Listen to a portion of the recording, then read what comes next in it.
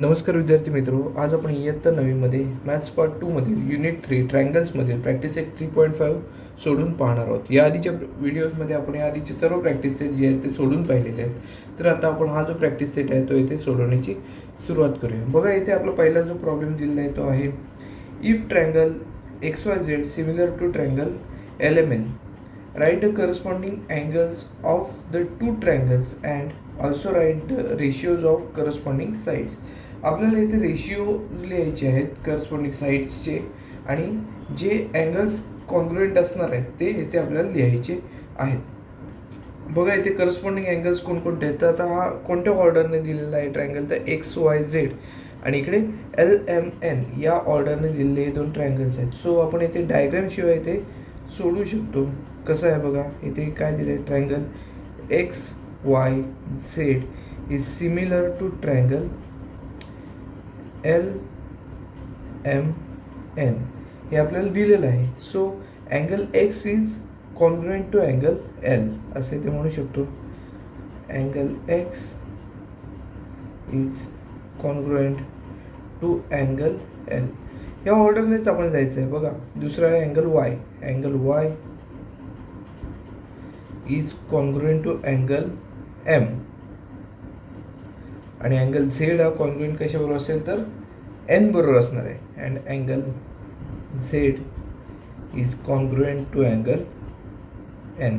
अशा प्रकारे इथे आपल्याला या ऑर्डरने हे जे तीन अँगल्स आहेत ते एकमेकांची कॉन्ग्रुएंट असतील असं इथे आपल्याला दिसून येईल. आता इथे आपण कॉन्ग्रुएंट अँगल्स लिहिलेत. आता आपल्याला जो रेशिओ आहे तो सुद्धा इथे लिहायचा आहे. करस्पॉन्डिंग साईडचा जो रेशिओ आहे तो सुद्धा लिहायचा आहे. परंतु आपण हे जे लिहिलेलं आहे त्याचं आपल्याला रिझन द्यावं लागेल. Corresponding angles of similar triangles. Corresponding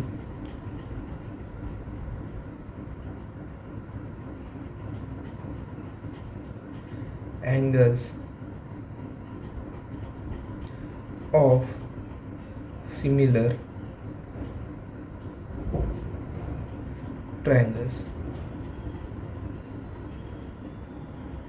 corresponding angles of similar triangles असं आपण याचं रिझन दिलेलं आहे. बघा, X हा L बरोबर कॉन्ग्रुएंट आहे, Y हा M बरोबर कॉन्ग्रुएंट आहे आणि Z हा N या अँगल बरोबर कॉन्ग्रुएंट आहे असे ते म्हणता येऊ शकतं. आता आपल्याला काय करायचं आहे तर पुढचं बघा, इथे आपण करस्पॉन्डिंग अँगल्स लिहिलेले आहेत. त्यानंतर आपल्याला काय लिहायला सांगितले तर रेशिओ लिहायला सांगितलेले आहेत. दोन हे जे ट्रायंगल्स आहेत त्याचे ज्या साईड्स आहेत करस्पॉन्डिंग साईड्स त्यांचे आपल्याला रेशिओ लिहायचे. ते सुद्धा याच ऑर्डरने घ्यायच्यात. बघा, XY हे LM, त्यानंतर YZ हे MNची करस्पॉन्डिंग आहे आणि XZ ही LNची करस्पॉन्डिंग आहे. सो आपण इथे हे रेशिओच्या स्वरूपात इथे लिहिणार आहोत. इन रेशिओ फॉर्म कसं येईल बघा, side XY upon side LM is equal to side YZ upon side MN असं इथे म्हणता येईल. आणि तिसरी साईड कोणती आहे तर XZ ही याची करस्पॉन्डिंग साईड कोणती असणार आहे तर LN ही साईड जी आहे ती त्याची करस्पॉन्डिंग साईड आहे असं इथे आपल्याला म्हणता येईल. बघा, आता याचं आपण रिझन काय देणार आहोत, corresponding sides of similar triangles. Corresponding sides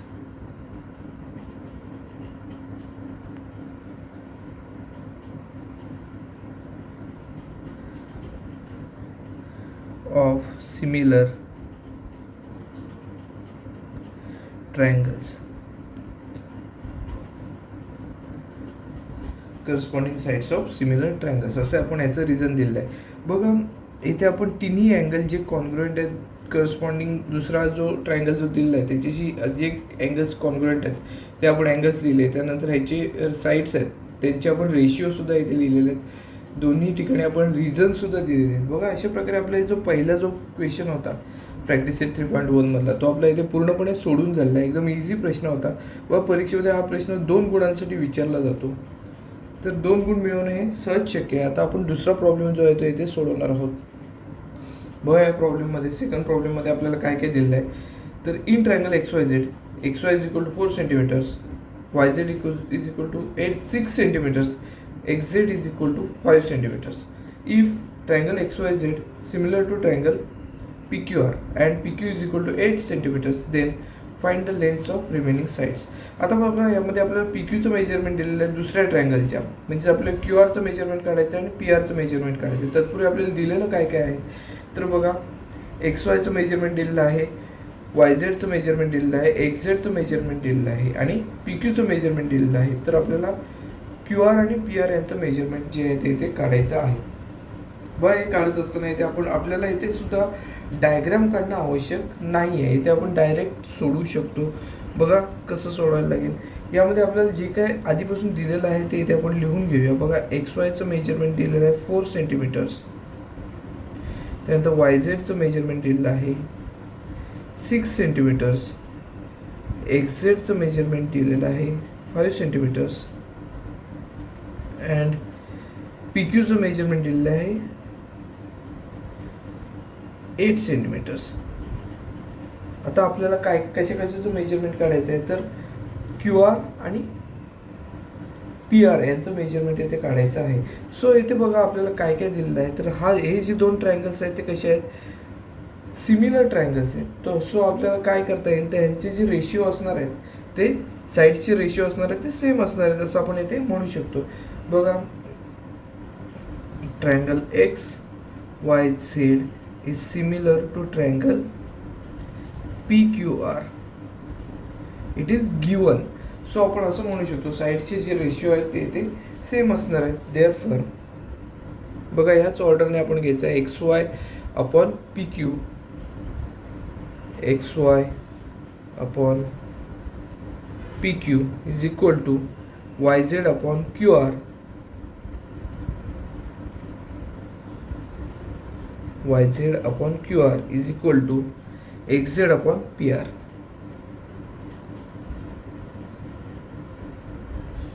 आपण ह्या ऑर्डरने हे घेतलेले आहेत. बघा साईड्सचे जे रेशिओ असतात ते इझिली आपल्याला घेता येऊ शकतात. इथे आपल्याला सिमिलॅरिटीची जी आपल्याला ऑर्डर दिली आहे त्यानुसार ते घ्यायचं आहे. बघा आता आपण काय करूया तर ह्याच्या पुढे आपण सोडवण्याची सुरुवात करूया, परंतु आपण हे जे लिहिलं आहे याचं रिझन द्यावं लागेल. Corresponding sides of similar triangles, corresponding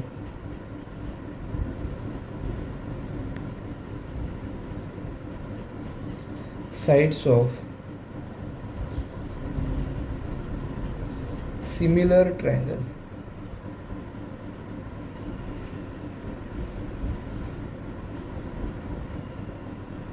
similar ट्रायंगलच्या ह्या करस्पॉन्डिंग साईड्स आहेत.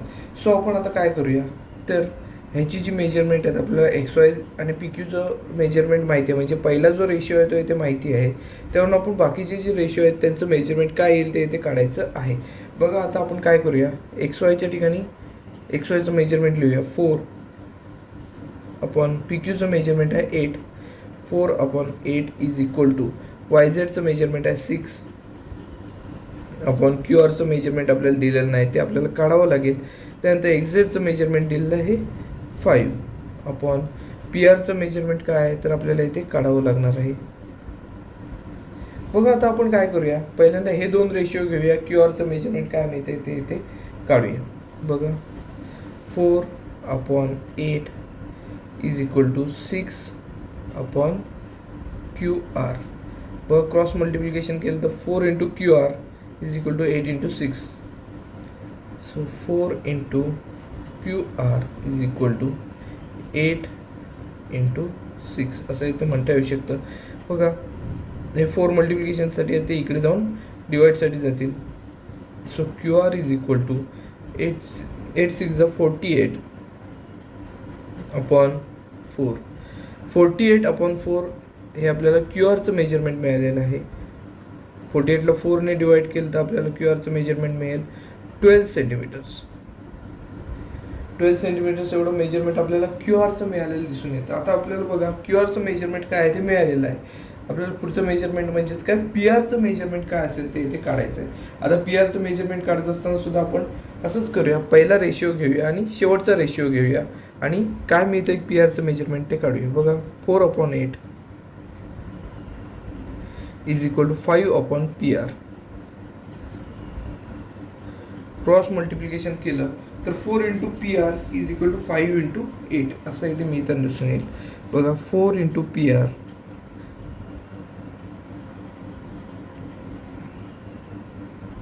इज इक्वल टू 5 इंटू 8 असं मिळताना दिसून येईल बघा. 4 आहे ते इकडे मल्टिप्लिकेशनसाठी आहे, ते 4 तिकडे नेले तर डिवाईडसाठी जातील. So P R is equal to 5 into 8 आपल्याला 40 मिळतील अपॉन हे 4 जातील इकडे बघा. P R is equal to आपण जर 40ला 4ने डिवाईड केलं तर इथे आपल्याला 10 सेंटीमीटर्स एवढं मेजरमेंट जे आहे ते इथे पी आरचं मेजरमेंट मिळताना दिसून येईल. P R is equal to 10 centimetres असं इथे मिळताना दिसून येते. आपल्याला क्यू आरचं मेजरमेंट मिळालं आहे 12 सेंटीमीटर्स आणि पी आरचं मेजरमेंट आहे ते इथे 10 सेंटीमीटर्स एवढं मिळालेलं दिसून येते. सो आपण जे ॲन्सर आहे ते लास्टला लिहून घेऊया. Therefore Q R is equal to 12 centimetres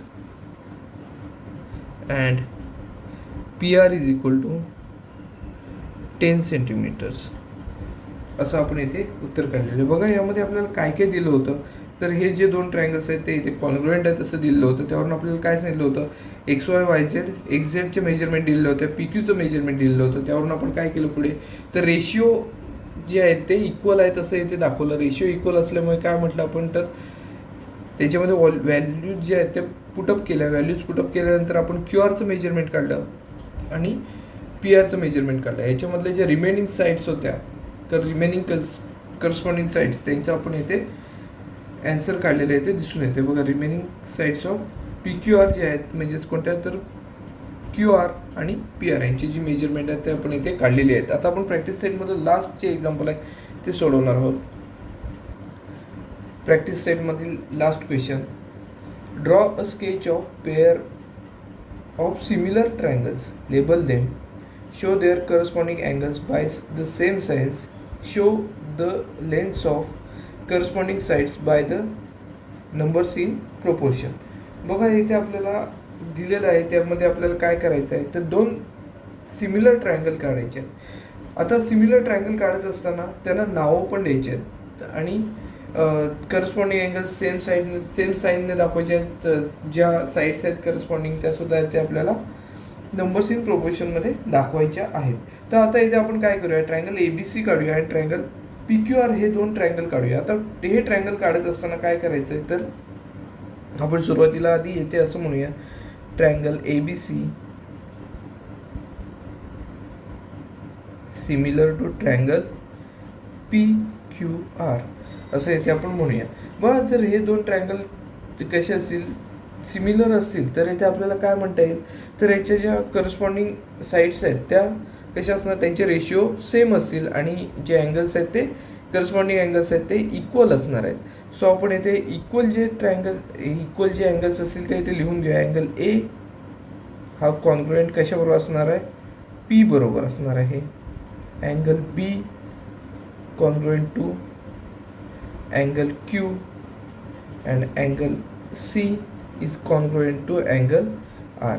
आपल्याला इथे रफ डायग्राम काढायचे आहेत. तर पूर्वी आपण काय करूया तर याच्यामध्ये करस्पॉन्डिंग जे घटक आहेत करस्पॉन्डिंग ऑफ कॉन्ग्रुएन्स जे आपण इथे आधी दाखवून घेऊया आणि त्यानंतर बघा ज्या सिमिलर साईड्सचे रेशिओ आहेत ते इथे आपण घेऊया. बघा या ऑर्डरनेच घेऊया. A B upon P Q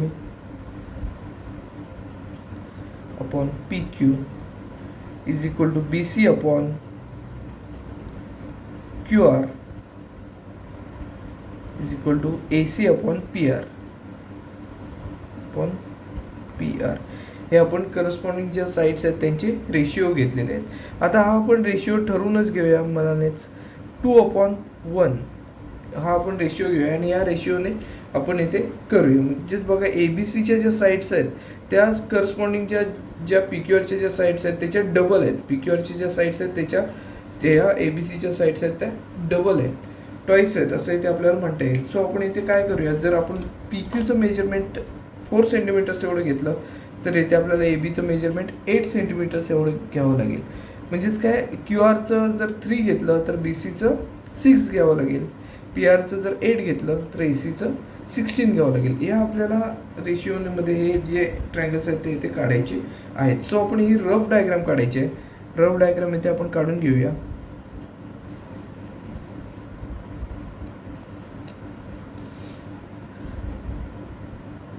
बघा, यामध्ये आपल्याला ABC हा ट्रायंगल मोठा घ्यावा लागणार आहे. कारण काय आहे तर याचा आपण रेशिओमध्ये हा जो रेशिओ आहे ABC साठी जो दाखवलेला आहे तो इथे मोठा दाखवलेला आहे. सो इथे आपण ABC साठी मोठा ट्रायंगल घेतलेला आहे.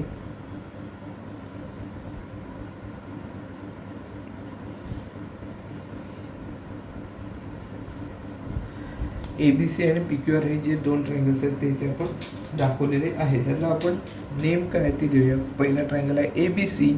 रफ डायग्राम काढायची आहे, बाकी काही नाही करायचं. ABC हा ट्रायंगल आहे आणि हा ट्रायंगल आहे PQR. आपण यांना नेम दिले आहेत. ABC हा ट्रायंगल आहे, PQR हा ट्रायंगल आहे. सो समजा आपण आता इथे काय म्हटलेलं आहे, इथे म्हटलेलं आहे 3 सेंटीमीटर्स.